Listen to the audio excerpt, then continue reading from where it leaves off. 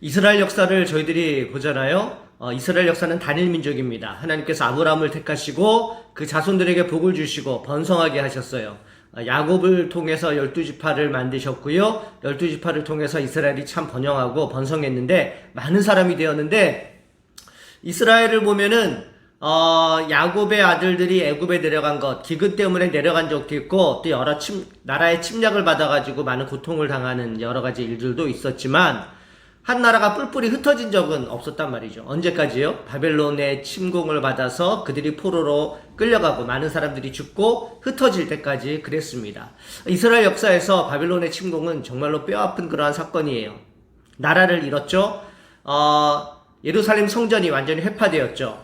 하나님께서 알려주신 거예요. 하나님의 성전이 영원할 수 없다는 것을 알려주셨고, 하나님의 백성이라고 할지라도, 선택된 백성이라고 할지라도 우상을 섬기고 하나님의 말씀을 듣지 않은 사람들은 하나님께서 흩을 수 있다는 것을 이 사건을 통해서 알려주시는 거예요. 그러나 하나님은 그의 백성을 영원히 멸망 가운데 두지 않으세요. 완전히 다 진멸하지는 않으신단 말입니다.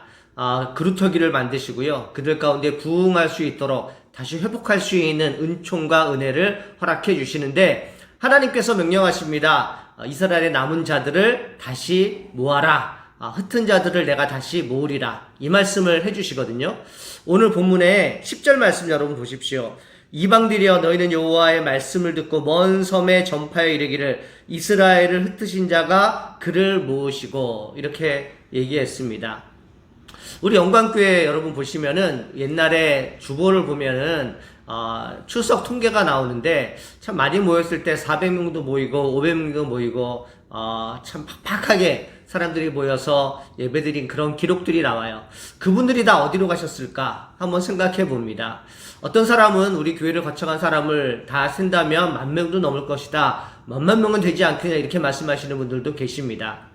참 많은 사람들이 교회를 거쳐갔는데, 그분들이 물론 다른 곳에서 정착 잘하시고 신앙생활 잘하는 분들도 계시겠지만, 그 나머지 분들 지금 어디서 무엇을 하고 있을까 한번 생각을 해봅니다. 저는 영광교회 50년을 새로 쓰면서 우리 하나님께서 우리 영광교회를 통해서도요, 흩어진 이스라엘 백성들을 다시 모으신 것처럼 우리 하나님의 열심히 우리 영광교회를 통해서도 있을 줄로 믿습니다. 저는 여러분들에게 이렇게 제안을 합니다. 하나님의 마음을 가지고 떠났던 사람들을 연락합시다. 떠돌아다니는 사람들을 데려옵시다. 사랑하는 성도 여러분, 교회가 다시 주님 앞에 세워집니다. 건물의 외향도 세워지고 또 새로운 분들도 우리 주님께서 모으실 것입니다. 또 한 가지, 떠났던 사람들 하나님께서 모으고자 하시는 열심과 비전이 분명히 있으실 것입니다. 우리가 거기에 화답합시다. 그래서 떠난 사람들 우리가 모으자고요. 방황하는 사람들, 잘 정착하지 못하는 사람들, 신앙생활 삐뚤삐뚤하는 사람들, 믿음이 약해진 사람들 여러분 모으시기를 바랍니다. 하나님의 성전 중심으로 모으십시오. 하나님께서 은혜를 내려주실 줄로 믿습니다. 모은 다음에 뭐라고 했나요? 그들을 하나님께서 지키시고 보호하신다고 10절에 계속 말씀하고 있습니다. 10절 말씀 보십시오. 그를 모으시고 목자 그 양떼를 행한 같이 그를 지키시리로다. 모았다고 끝이 아니고요. 우리 주님께서 직접 목자가 되어주셔서 그들을 떠나가지 않도록, 더 이상 흩어지지 않도록 지켜주신다는 그러한 약속을 하셨습니다. 코로나가 지나가면서 많은 분들이 교회를 나오지 아니하고 또 믿음이 약해지신 분들이 참 많아요. 제가 어느 권사님하고 전화통화를 하는 가운데 제가 참 큰 부끄러움을 느낀 적이 한번 있었는데요. 좀 얼마 된 그런 얘기입니다. 권사님이 아는 분이 교회를 잘 나오셨는데 잘 나오지 않으셔서 제가 그 권사님하고 통화를 하면서, 권사님, 그냥 아직은 코로나가 있으니까 집에서 그냥 잘 신앙생활 하시다가 나중에 교회가 건축되면 그러면 교회 나오게 하시죠, 이렇게 말을 했더니 권사님께서 목사님 무슨 말씀이세요? 지금부터 열심히 나가도록 해야죠, 그런 말씀을 저에게 하시더라고요. 제가 참 부끄러웠습니다. 저는 많은 사람들을 배려를 하는 차원에서 그렇게 얘기를 했는데, 그것이 그분들의 신앙에게는 옳은 것이 아니라는 것을 다시 한번 깨닫습니다. 여러분, 몸이 조금 아픈 사람이 있어요. 교회 나오지 말고 푹 쉬십시오, 이것이 옳습니까? 나올 수 있으면 나오십시오. 하나님께 나와서 기도합시다, 이게 옳습니까? 신앙이 약해져가지고 왔다 갔다 하시는 분들, 신앙을 회복하신 후에 나오십시오. 이게 맞습니까? 아니면 지금 당장 하나님 앞에 나오십시오. 주님께서 회복시켜 주실 줄로 믿습니다. 이게 맞아요.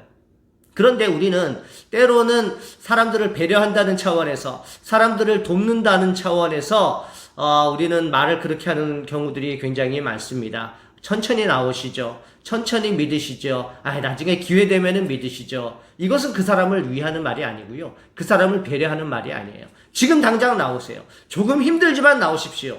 여러분들 사정 극복하시면서 나오셔야 됩니다. 환경과 그 주위의 사정들 고려하지 마시고 말씀하는 겁니다. 하나님은 사람의 사정을 배려하시는 그러한 분이시기도 하지만요, 더 큰 진리 가운데 핑계대지 아니하고 자기 사정 말하지 아니하고 주님 앞에 굴복하고 주님 앞에 나오는 사람들 하나님 원하시거든요. 그리고 그것이 옳은 것 아니겠습니까?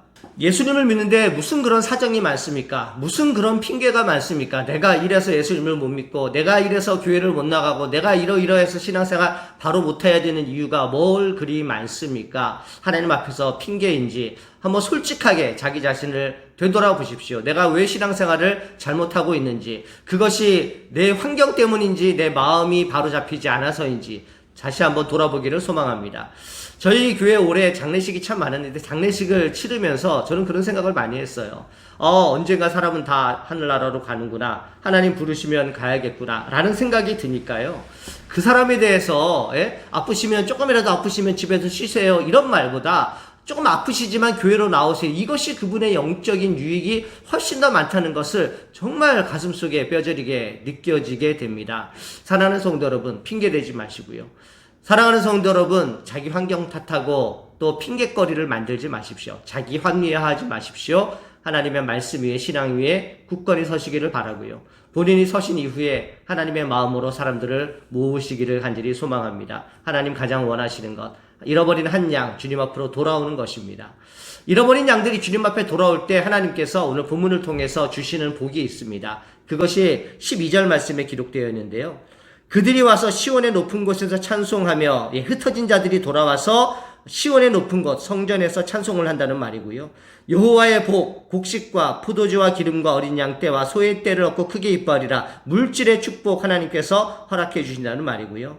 심령은 물된 동산 같겠고 다시는 근심이 없으리로다. 마음의 평안을 허락해 주신다는 그러한 말씀입니다.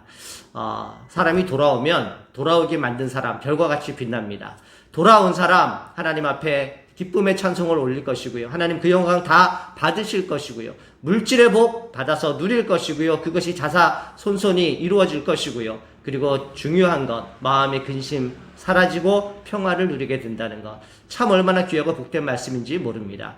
우리 교회의 비전은 우리 교회는 청년들만의 교회도 아니고 노인들만의 교회도 아니고 모든 세대가 아우러지는 교회가 될 것이에요. 어느 세대든지 이 교회에서 하나님을 찬양하며 하나님의 이름을 높이시게 될 겁니다. 이스라엘에도 흩어진 사람들이 돌아왔을 때 그러한 일들이 있었어요. 13절 말씀 계속해서 보시면요. 그때에는 처녀는 춤추고 노래하겠고 청년과 노인들이 함께 즐거워하리니 세대 갈등을 넘는 사랑이 있는 교회가 될 것이고요. 14절 계속 보시면 내가 기름으로 제사장들의 마음을 흡족하게 하며 내 복으로 내 백성을 만족하게 하리라. 제사장들, 교육자 그룹들, 또 지도자 그룹들과 모든 성도들이 한 마음 한 뜻이 되어서 기뻐하며 즐거워하는 그때가 바로 우리 교회의 미래가 될 것입니다. 사랑하는 성도 여러분, 이런 교회를 꿈꿉시다. 이런 교회를 기대합시다. 하나님께서 이런 일들 행하실 것입니다. 우리가 할 일은 주님의 마음을 가지고 흩은 자를 모으는 것입니다.